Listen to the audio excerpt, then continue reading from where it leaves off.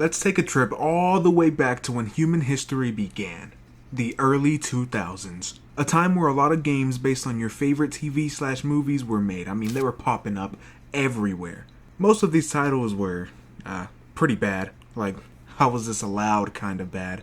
But there was one game that stood out above the rest. Spongebob SquarePants Battle for Bikini Bottom. What really made this game popular was the speedrunning scene. No, for real, go check it out. It's pretty interesting, actually. It's like its own, you know what I mean. But yeah, fast forward a bit, aka like 17 years, and this game gets a remake. That's what we're going to be looking at. Now, just like everyone else, SpongeBob played a huge part in my life growing up. I'm interested to see how they translate it into video game form. I want to see if it's like playing an episode, you know what I mean? I also want to see why it stood out. I know this game is the remake and not the original, but look, GameCube games are super rare, so this is the best we're gonna get. Anyway, let's start with the complex lore of SpongeBob. We start off with Plankton up to no good. He made a robot army to steal the secret formula, but he left the machine on don't obey mode, so the robots are rogue. It cuts to Bob and Pat bullshitting like usual. We leave Bob's house and talk to Plankton. He does what he does best and gets SpongeBob to do his dirty work. Now we gotta help Plankton get to the chum bucket. Oh shit, it's Mr. Krabs. Oh, what's up, Krabs? Lappin' robot crisis is making the Krusty Krab no money means like a no more ship. Krusty Krab. No money means no more Krusty Krab. No more frying. No more. But because you're gullible. Who is that? That is not Mr. Krabs. Anyway, we head to Jellyfish Fields to get some spatulas, but the place is full of robots. Our boy Squid is here, but he's getting messed up pretty bad. Anyway, time to explore. So what we have to do is find the king jellyfish to help heal Squidward's wounds. After running for a bit, we save Patrick, and SpongeBob says, "Thanks, Patrick. I tell you what, all that running around has left me pooped. Why don't you continue on for a bit?" "Okay." And now we play as Patrick, which is pretty cool. Anyway, Plankton wants us to go to the caves because it'll help him get back to the chum bucket, so let's do that. After the caves, we talk to Imitation Krabs, and he tells us where to find the king jellyfish. We get to the top, and now it's time to fight the king jellyfish. We slap him 3 times, and he packs his bags and leaves. Okay, I guess we did it. We give Squidward his jelly, and now it's time to further our super important quest to get Plankton to his chum bucket. Next stop we head to is downtown Bikini Bottom. We have to get everyone to safety by finding all of the missing steering wheels, so let's do that. In this area we get Sandy to help us, which is cool. Anyway, we get all the wheels and get our gold spatula. Time for the next area, Goo Lagoon. Hell yeah, beach time. Here we have to find everyone's sunscreen so they can have fun again. This is a code red type shit. This robot is keeping everybody's sunscreen on a certain island and we can't get to him. Instead, we're gonna have to obliterate him using the sun's power. After we connect all the reflectors, we burn the robot in the most brutal way possible.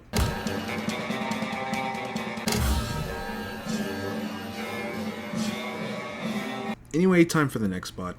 King Neptune summons us to fight someone. That someone is a robot Sandy. After a pretty easy boss fight we defeated, get some new moves. SpongeBob notices that all the robots are coming from the chum bucket, but Plankton, being the sly guy he is, says we're just thinking too hard. So he'll think for us. What a true pal. Now let's help him get in the chum bucket. But before we do that, we have little side things that we can do, like save Sandy's treehouse, help Mermaid Man and Barnacle Boy, you know, just to get some extra golden spatulas, because I didn't have enough. So I take a trip to Rock Bottom. Here we save the artwork for Mrs. Puff. We get her paintings back along with some other golden spatulas.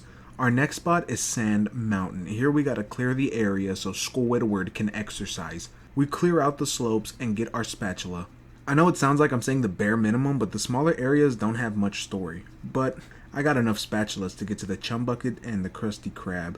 I have a feeling that's where the real juice is.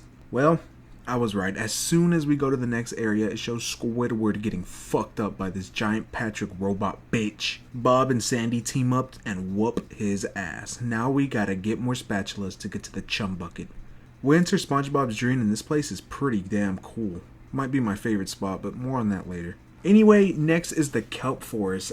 And, can I be honest? I got bored of the game.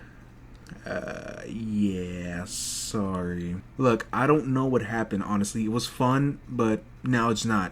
I don't know. Look, don't unsubscribe, you know. Give me a chance, man, please. Look, we'll skip the story part and I'll write it off as I don't want to spoil the game for those who haven't played, you know? I'm considerate. Alright, so now I want to talk about the areas or levels we visit. So we can go into SpongeBob, Squidward's, and Patrick's house, and these places look nice. Whoever designed these levels stayed true to the source material. These levels are great and they make you feel like you're in the show. Now let's go into more detail. Jellyfish Fields is the first major level of the game.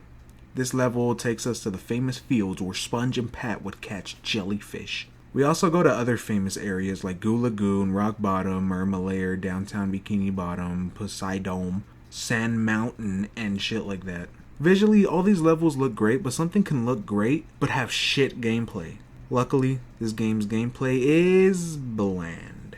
Yeah, sorry, this is nothing special. Look, keep in mind that I'm not a huge fan of 3D platformers, so of course this isn't going to be like that fun to me. But since this is my channel, my opinion is the only one that matters, and I hate y'all, but not really. I love y'all, thanks for watching. So look, the biggest problem of this game is that damn movement speed. I can't stand it. Like, once you fuck up, you feel it, and I already know some of y'all gonna say, just don't fuck up, and honestly, shut up. I will credit this game with multiple characters. That's always a plus in my opinion. You can play as SpongeBob, Pat, Sandy. SpongeBob gets the most abilities, but Pat and Sandy are pretty useful. Patrick can pick stuff up, and that's cool, and Sandy can glide and swing on shit, making her the best to play as. It goes Sandy, then Sponge, then Pat. Pat's kinda whack. I know I didn't beat the game, but I found like 50 something spatulas, and I ain't gonna lie, I got bored after getting around 30 of them. Look, I never liked the whole one level multiple fetch quest type of thing. I don't know, I get Super Mario 64 because like it was the first of its kind, but after every basic platformer does this, the formula gets basic. It's not a good enough reason to make me want to play the game till the end, and let's be honest, this story ain't all that. I mean, it's SpongeBob, so it's not their fault. An area that was generally fun was SpongeBob's dream. This area was weird and wacky, and the way you go into everyone's dream is cool. Except for Mr. Krabs. Fuck that one. Another cool area was the Sandy Hills one. The skiing or whatever this is called is honestly the funnest thing for me to do. And you wanna know why? 'Cause you move fast. No, for real. That's the main reason it's so fun. Honestly, up the movement speed and I would have beat the game. Probably. So overall, this game was a game that did nothing for me. How I was before playing this game is the same way I am now. Doesn't mean this game is bad, it's just not my cup of tea. If I was a child though, this shit would have been it. I would have been all over this game. Anyway, look, I know this vid was all over the place, but bear with me. I'm like sorting some stuff out as far as what I want to do with this channel. The big thing I want to start doing is streaming. I think it would be a good way to have some content like in between my review releases, cause like, how long has it been since Kingdom Hearts 3?